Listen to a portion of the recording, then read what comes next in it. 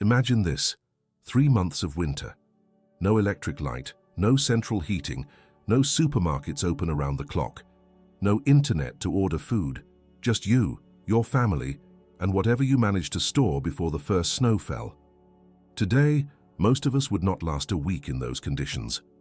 Yet in medieval Europe, particularly in the Nordic regions and isolated villages of England, Scandinavia, and Germany, entire families endured brutal winters without flinching. They did not merely survive, they thrived. They stayed healthy, well-fed, and even content. How was this possible? And why have we, with all our technology, become so fragile? If that question intrigues you as much as it does me, do subscribe to the channel and leave a like now. Content like this grows only with your support, and there is far more forgotten ancestral knowledge waiting to be brought back into the light. Let us rediscover together what the modern world has tried to erase. We are speaking of Europe between the 10th and 15th centuries, in regions where winter was not merely a season, it was a sentence. In Norway, Sweden, Denmark, northern England, and parts of Germany, snow began falling in October and did not fully melt until March. During that time, villages became cut off, roads vanished beneath meters of snow, rivers froze solid, the sun rose late and set early, leaving only 4 or 5 hours of weak daylight each day. And yet, these communities did not simply endure. They maintained rituals, celebrated festivals, raised healthy children, and aged with dignity. What did they know that we have forgotten? First, we must dispel the romantic and false image of the Middle Ages as an era of constant misery. Yes, there were hardships, but medieval houses were remarkably efficient at retaining heat, far more so than one might imagine. While modern homes are often built with large expanses of glass, metal, and concrete that lose heat rapidly, medieval peasants used thick stone, dense timber, thatched roofs, and compacted earth. These structures were designed to hold warmth. A central hearth in the main room radiated heat for hours, warming thick walls that slowly released it through the night. This was not luxury. It was ancestral engineering refined over centuries of trial and error. The fire was not merely a source of heat, it was the heart of the home. In most Nordic and British villages, the hearth stood in the center of the principal room, without a chimney. Smoke rose slowly, passing through the wooden beams, which the smoke naturally treated against insects and mold, and escaped through openings in the roof. Primitive though it may sound, this served a dual purpose. It kept warmth inside and preserved food hung from the rafters. Hams, fish, cheese, all were naturally cured while the family stayed warm. Compare that with our modern homes, where heat escapes through poorly sealed windows and we rely on electrical systems that fail at the first heavy snowfall. Here is something striking. The winter diet of a medieval peasant was, in many respects, more nutritious and varied than that of many modern Europeans. Why? Because they mastered food preservation. From September onwards, families prepared the winter larder. Vegetables were fermented in salt barrels, cabbage became sauerkraut, cucumbers pickles, beetroot preserved in vinegar. Meats were salted, smoked, or turned into dried sausages. Grains were stored in dry, cool barns. Fruits were dried or made into compotes. Milk became hard cheese that lasted for months. Nothing was wasted. Nothing depended on electric refrigeration. And all of it supplied proteins, fats, vitamins, and natural probiotics that kept the immune system robust through the hardest months. Today, if the electricity fails for 3 days, we lose everything. Refrigerators stop, freezers thaw, supermarkets empty within 48 hours because they rely on just-in-time supply chains. Most modern households keep food for no more than a week. And what do we have? Ultra-processed foods, nutrient-poor, laden with chemical preservatives.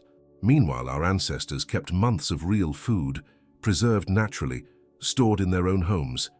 They depended on no one. They did not wait for lorries to deliver supplies. They did not trust fragile systems. They were self-reliant. And that, more than any technology, was true power. Here is something fascinating that modern science has only recently rediscovered. Before the Industrial Revolution, Europeans did not sleep in one unbroken stretch. They practiced what we now call biphasic or segmented sleep. After nightfall, around 8 or 9 o'clock, the family retired. They woke naturally between midnight and 2 in the morning, not from insomnia, but because it was natural. In that 1 or 2 hour interval, people spoke quietly, made love, prayed, meditated, or simply sat in silence by the fire. Then they returned to sleep until dawn. Historical documents, diaries, and medieval literature all confirm this pattern. It was not dysfunction. It was human biology functioning without the interference of artificial light. Today, we call it insomnia when we wake in the night. We take medication. We consult doctors. But what if it is not insomnia? What if it is simply our bodies attempting to follow an ancestral rhythm that electric light has destroyed? Studies show that when modern people spend weeks camping without electricity, their sleep patterns naturally divide into 2 blocks. The human body did not evolve to sleep 8 uninterrupted hours under artificial light until 11 at night. It evolved to follow the sun's rhythm. Medieval people, unknowingly, lived in perfect harmony with that rhythm. Meanwhile, we fight our own biology every night. In medieval villages, darkness was not an enemy, it was an ally. When the sun set, the body began producing melatonin naturally. No bright screens, no LED lamps, no constant visual stimulation. Only the soft glow of the fire, which does not interfere with melatonin production as modern blue light does. People grew tired naturally. They slept deeply. They woke, rested. Compare that with our reality. We spend the day indoors, then the night under intense artificial light, staring at screens until we collapse. Our brains never receive the proper signal that it is night. The result? Chronic fatigue, anxiety, depression, hormonal disruption. Technology gave us light, but it stole our rest. Another inconvenient truth. Medieval people worked less than we do, especially in winter. During the cold months, agricultural labor virtually ceased. No planting, no harvesting. Maintenance was minimal. Families spent the winter indoors, engaged in light tasks. Weaving, mending tools, telling stories, teaching children crafts. There was time for rest, time for community, time simply to exist. Historians estimate that medieval peasants worked between 120 and 150 days a year, with long pauses during winter. Today we work 250 days a year, often without adequate holidays, connected to work 24 hours a day through emails and messages. Who truly progressed? Surviving a medieval winter was not an individual task. It was collective. Entire villages prepared together. Families shared resources, knowledge, labor. If one house lost part of its roof, neighbors helped repair it. If someone fell ill, the community cared for them. If one family's food ran low, others shared, not from romantic altruism, but from practical necessity. Your survival depended on the group's survival. This interdependence forged deep social bonds, a sense of belonging, mutual trust. Today we barely know our neighbors. We live isolated in flats, dependent on anonymous and fragile systems. When those systems fail, and they do, we have no safety net. We have only panic. Despite the primitive conditions, many medieval Europeans were surprisingly healthy. Skeletal analyses reveal dense bones, strong teeth before refined sugar, developed musculature. Yes, infant mortality was high for want of antibiotics. Yes, epidemics devastated populations. But those who reached adulthood often lived into their 60s or 70s, remaining active and contributory. There were no epidemics of obesity, type 2 diabetes, or lifestyle-related heart disease. Why? A diet rich in whole foods, constant physical labor, regular exposure to cold, which strengthens the immune system, respected circadian rhythms, low chronic stress. They had no gyms. They did not need them. Life itself was the gym. Medieval people did not fear the cold, they lived with it. From childhood, they were exposed to low temperatures regularly. This trained their bodies to generate internal heat, activate brown fat, which burns calories to produce warmth, and bolster immunity. Modern studies confirm that controlled cold exposure improves circulation, reduces inflammation, and enhances metabolic resilience. Yet today, we live in climate-controlled environments 24 hours a day. We never truly feel cold. Our bodies have forgotten how to adapt. The result? We have become dependent on artificial heating and extremely vulnerable when it fails. Our ancestors crossed blizzards in wool and furs. We shiver indoors if the heating breaks. Medieval clothing was cutting-edge technology for its time. Multiple layers of wool, linen, and furs created superior thermal insulation. Wool, especially, is hydrophobic. It repels water even when wet and retains heat. Peasants wore linen tunics next to the skin, which absorb sweat and keep the body dry, woolen tunics over them for thermal insulation, and heavy woolen cloaks or fur outer layers to block wind and snow. Boots were made of oiled leather, waterproof and durable. All of it was produced locally, repaired countless times, passed down through generations. Compare that with our modern clothes, synthetic, disposable, losing function after a few washes. We depend on distant factories and global supply chains. If something tears, we do not know how to mend it. We simply discard and replace if we have the money and access. Candles were expensive. Lamp oil was precious. So medieval people used light with extreme efficiency. They worked during daylight, making the most of every minute of sun. At night, 1 or 2 candles illuminated the main room where the whole family gathered. No light was wasted in empty bedrooms, corridors, or outdoor spaces. This conscious use of resources was not deprivation.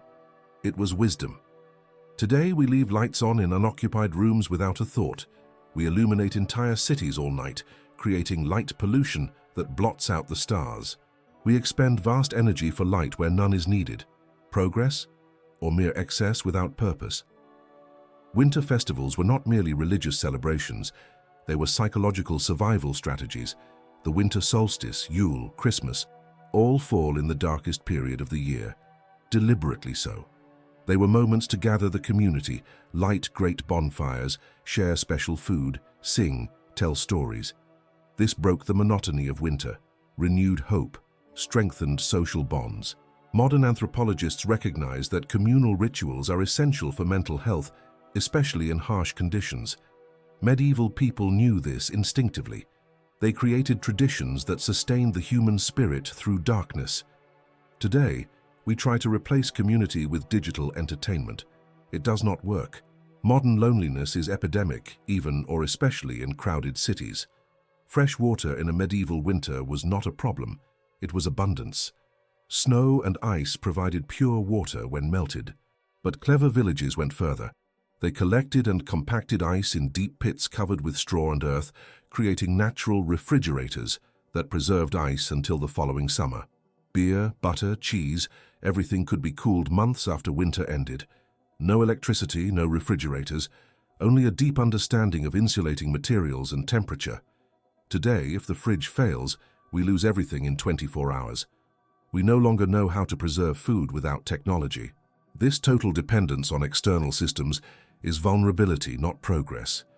Medieval people had no antibiotics, but they had a living pharmacy. Every village had women, and some men, who knew hundreds of medicinal plants. Garlic for infections, honey for wounds, modern studies confirm its antibacterial properties. Chamomile teas for digestion, nettle for inflammation, willow for pain, containing the natural precursor to aspirin. This knowledge was passed orally, tested empirically across generations. It did not always work, but it worked often enough to keep populations alive through winters without modern doctors. Today we have lost nearly all that botanical knowledge. We depend entirely on pharmacies and hospitals. When those systems become overwhelmed or fail, we have no plan B. We would not even recognize a medicinal plant growing in our own garden. Medieval houses were built to last. Carefully selected timbers, seasoned for years before use. Stones cut and fitted by master masons. Thatch roofs that, when well maintained, lasted 50 years or more. And all of it was done collectively. The entire community gathered to build or repair homes. There were no outsourced construction firms. There was shared knowledge, collective labor, mutual responsibility. The result? Structures so solid that many still stand today, 500 or 600 years later. Our modern homes, built with industrial materials and cheap labor, begin to deteriorate within decades. We plan obsolescence even into our dwellings. That is not efficiency. It is economic madness disguised as modernity. Medieval people had no electricity, but they had multiple distributed sources of energy. Wind and water mills for grinding grain, horses and oxen for heavy work, human strength for lighter tasks, renewable firewood for heat and cooking. No single system controlled everything. If one mill failed, another worked. If firewood ran short in one area, it was sought elsewhere. Resilience lay in redundancy and decentralization. Today, our entire civilization depends on centralized electricity. A grid failure, storm, attack, technical fault, and whole societies stop. Hospitals, water, communication, transport, food, everything relies on one fragile system. Medieval people were less advanced, but infinitely more resilient. Raising children in the Middle Ages was a communal task. Mothers were not left isolated with infants. Grandparents, aunts, neighbors, all took part. Children were breastfed for years, naturally spacing pregnancies and providing strong immunity. They slept with their parents, staying warm and secure. They were exposed to adult work from an early age, learning crafts through observation and gradual participation. There was no rigid modern segregation by age. There was generational integration. Today we isolate mothers in solitary maternity, place children in nurseries from infancy, and create generational divides. We call it progress, yet rates of postnatal depression and childhood anxiety have never been higher. Perhaps we have lost something essential along the way. Medieval elderly were not sent to care homes. They died at home, surrounded by family, integrated into community life until the end. Their stories, knowledge, and wisdom were living resources. Children grew up witnessing birth, old age, death, the natural cycles of life. This fostered maturity, perspective, acceptance. Death was not a medical taboo hidden in hospitals. It was a visible part of existence.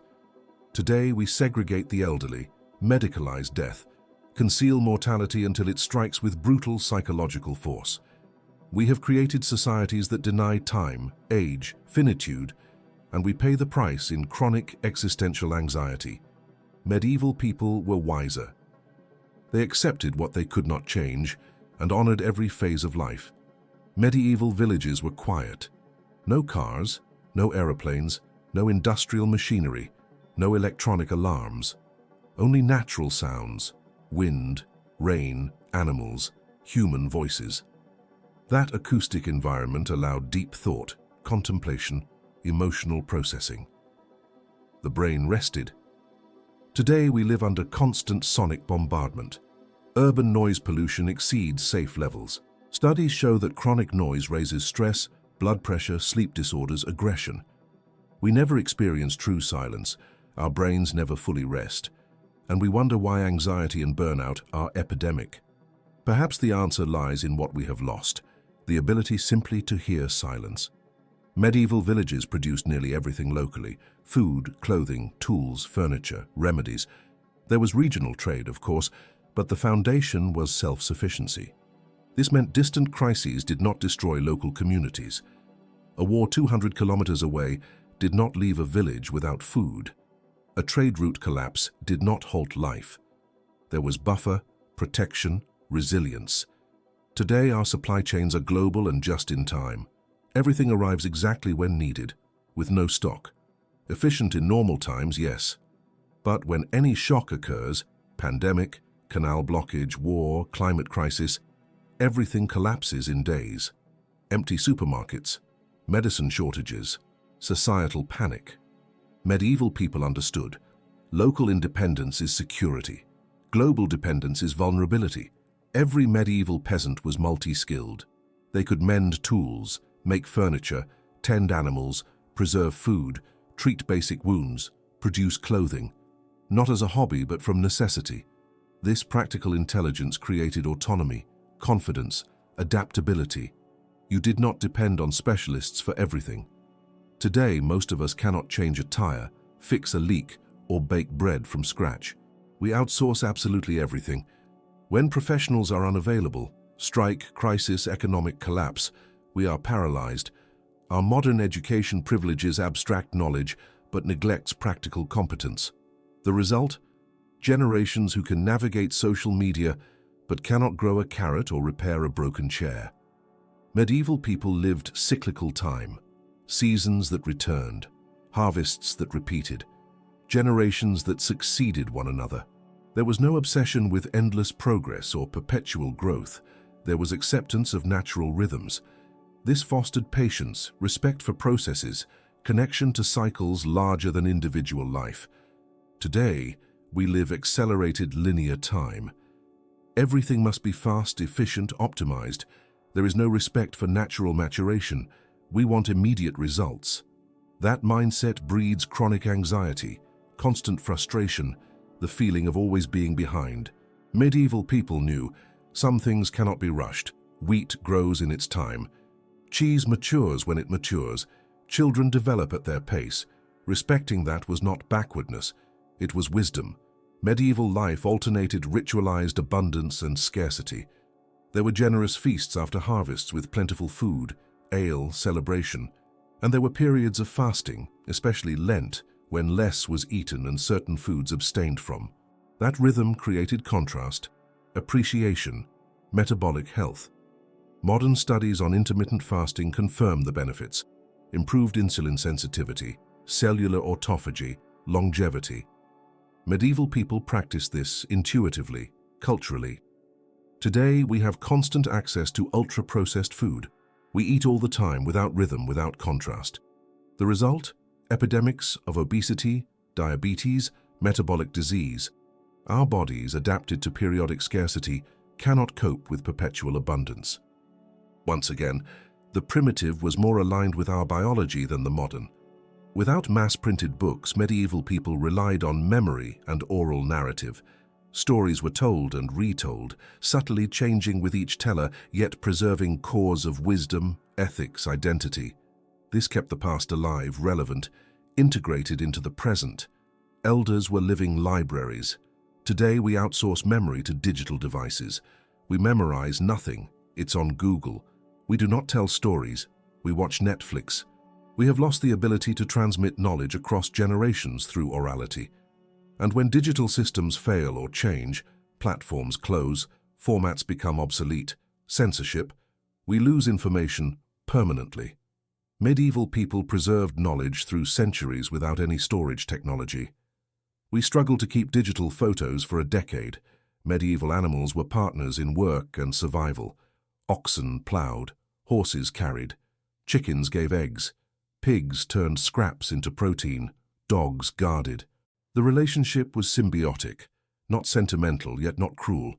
Animals were too valuable to mistreat. Peasants understood animal behavior deeply. They read signs of health, mood, needs. Today, most people have no real contact with livestock. We eat meat without knowing its source. We buy eggs without knowing hens. That disconnection enables massive industrial abuses, horrific factory farms, and profound ignorance about food origins. Medieval people knew exactly what they ate and honored the animals that sustained them. We have turned life into an abstract commodity. The concept of rubbish scarcely existed in the medieval world. Everything was reused. Food scraps fed pigs or became compost. Hearth ashes fertilized gardens. Old clothes became rags, patches, blankets, eventually thermal insulation. Bones became tools, buttons, glue. Even human waste was collected and used as fertilizer. Night soil. Nothing was wasted. A perfect circular economy. Today we produce mountains of waste daily, plastic that never degrades, toxic electronics, clothes discarded after a few washes. We have created a society based on infinite waste on a finite planet, and we call it progress. Medieval people, in their material poverty, were infinitely more sustainable than our disposable modern wealth. Medieval entertainment was participatory. People sang, played simple instruments, danced, told stories, improvised theater. There was no clear line between performer and audience. Everyone created, everyone took part. This developed creativity, social connection, emotional expression. Today, entertainment is passive. We watch professionals on screens. We consume industrialized art. Few create. Most merely consume. This atrophies creativity, isolates individuals, turns culture into commodity.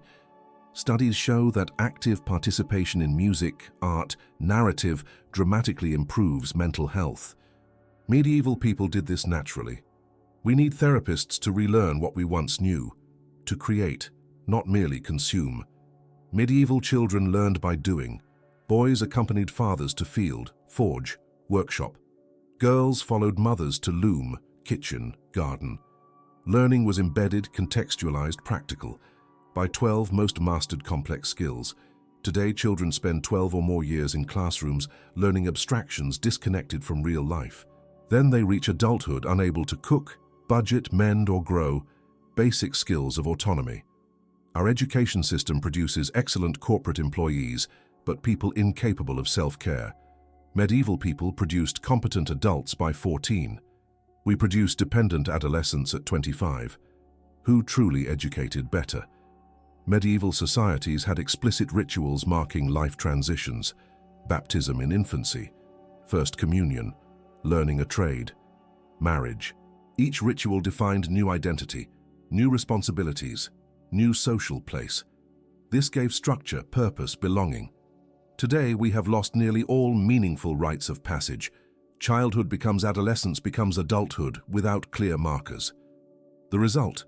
Chronic identity crisis, lack of purpose, absence of belonging. Modern young people often do not know who they are or where they fit. Medieval people knew. Community said, "Now you are this. Here are your responsibilities. Here is your value, clarity, structure, meaning." Things our modern freedom often fails to provide.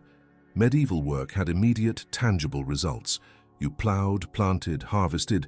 You saw food grow. You built. You saw a house rise. You forged. You saw a tool take shape. Work had clear purpose, visible outcome, obvious utility. Today, most work is abstracted.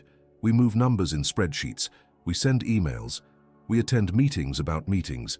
At the end of the day, we see no concrete result.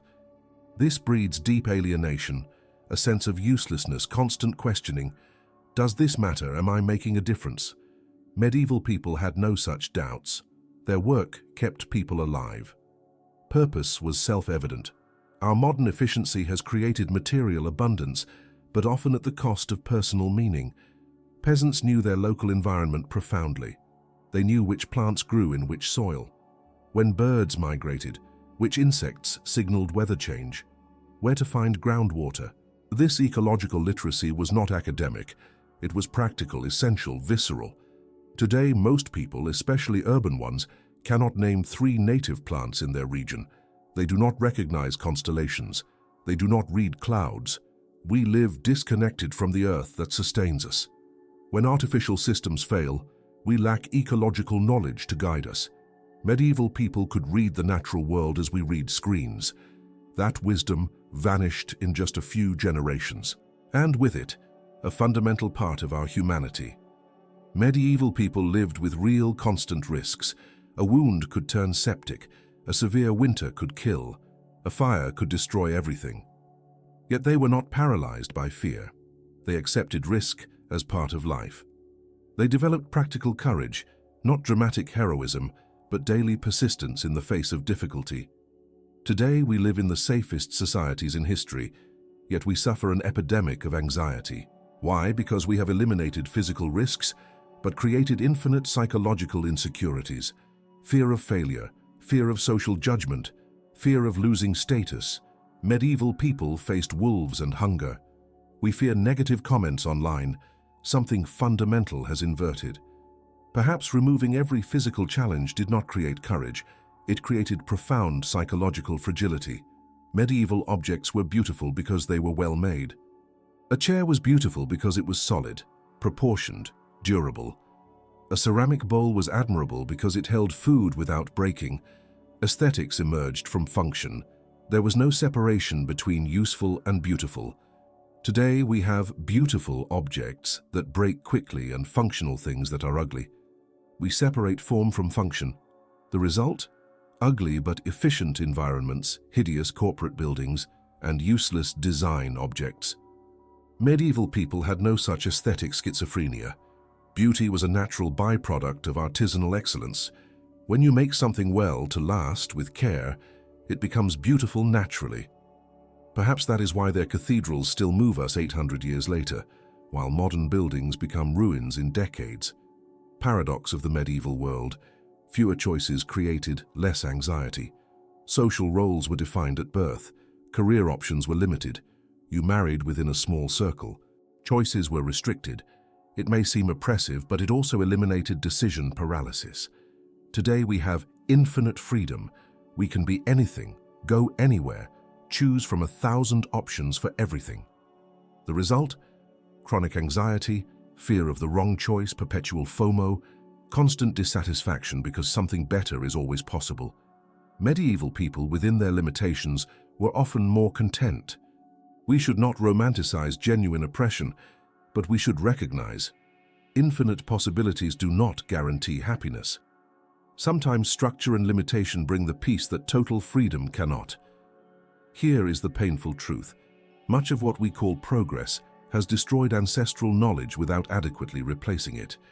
We lost the skill to preserve food without refrigeration and gained dependence on electricity. We lost natural sleep and gained epidemic insomnia. We lost strong community and gained superficial digital connections. We lost local autonomy and gained fragile global supply chains. We lost natural rhythms and gained chronic burnout. We lost tangible purpose and gained abstract work without meaning. Every advance had a cost. Some were worth it, others are questionable. Yet we rarely ask, what are we losing, and is it worth it? We cannot, and should not, return fully to the medieval world, but we can recover lost wisdoms. We can preserve food naturally as backup, respect natural sleep rhythms by reducing artificial light at night, build strong local communities, learn basic practical skills, reduce dependence on single fragile systems, accept limitations and natural rhythms, value silence and darkness, create rather than merely consume, connect with land and seasons. This is not regression, it is intelligent integration of ancestral wisdom with modern tools. The most resilient in the future will be those who combine the best of both worlds. Interestingly, modern preparedness movements, preppers, homesteaders, permaculture, are rediscovering medieval techniques. Fermentation, preservation without refrigeration, natural building, distributed energy, self-sufficient communities, manual skills. Why? Because these techniques work. They have been tested for centuries. They are resilient. They do not depend on external systems. Ironically, what was once primitive and backward is becoming the vanguard of future resilience. As climate change, economic instability, and systemic fragility increase, more people realize ancestral wisdom was not ignorance. It was proven survival. And perhaps we will need it again. The greatest modern mistake is assuming we are automatically superior in every way. Medieval people are portrayed as ignorant, dirty, miserable. Yet historical evidence shows a more complex picture. They knew things we have forgotten. They did things we can no longer do. They possessed resiliences we have lost. Yes, medical progress has saved countless lives. Yes, technology has brought immense comforts, but it has also created new fragilities, dependencies, crises. Historical humility recognizes we are not the endpoint of human evolution. We are merely one point in a long journey. And perhaps we have something to learn from those who came before, especially about resilience, community, and living within limitations. So we return to the original question. Medieval villages endured 3 months of brutal winter without electricity, central heating, supermarkets, modern hospitals, and they survived, often thrived. Today, with all our technology, most of us would not last a week in the same conditions. We have weakened physically, psychologically, socially. We depend absolutely on external systems that can and do fail. We have lost fundamental skills, knowledge, resiliences. We have gained much, yes, but we have also lost much. Recognizing that is not romantic nostalgia. It is honest assessment. And perhaps, just perhaps, recovering forgotten wisdoms is not returning to the past. It is preparing for an uncertain future that approaches. Perhaps true progress is not forgetting everything that came before. and rushing blindly forward. Perhaps it is looking back with honesty, recognizing lost wisdoms, recovering what worked, integrating it with what we now have.